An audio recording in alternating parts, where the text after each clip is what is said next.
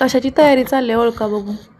तर झालं आहे असं की आमच्या घरात पोहे हा प्रकार कोण खात नाही. नवऱ्याला होतं ॲसिडिटी आणि माझा आवडतीचा नाश्ता. मग काय करायचं, जर नवरा जेव्हा घरात नसतो तेव्हा मग माझा हे नाश्ता पण हेच आणि जेवण पण हेच. मग त्यात एक बटाटा आणि एक टोमॅटो घातला की असं मग पोटभरीचं होऊन जातं. मी नेहमी असंच करते, काहीच नाही.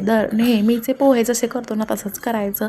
फक्त कांदा परतल्यावर त्यात टाकायचा बटाटा आणि बटाटा परतल्यावर टाकायचा टोमॅटो. टोमॅटो मऊ झाला की झाकण ठेवायचं. जरासं पाणी सुटतं ते मोठा गॅस करून आटवून घ्यायचं आणि टाकायचे आपले पोहे. मस्त हलवायचे, वरून शेंगदाणे टाकायचे तळलेले, मस्त हलवून झाकून ठेवायचे आणि मस्त खमंग खायला घ्यायचे. एक नंबर होतात आणि मस्त पोटभरीचा नाश्ता. दिवसभर पोट भरल्यासारखं वाटतं. मी एकटी असले की मी कायम अशीच करते बघा. आता व्हिडिओ शेवटपर्यंत बघितला आहे तर आता सबस्क्राईब पण करून जावा.